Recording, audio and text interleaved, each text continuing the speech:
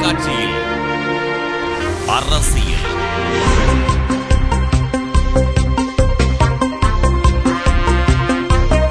சமூகம்,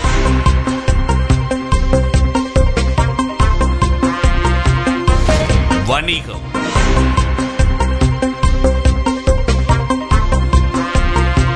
விவசாயம், விளையாட்டு,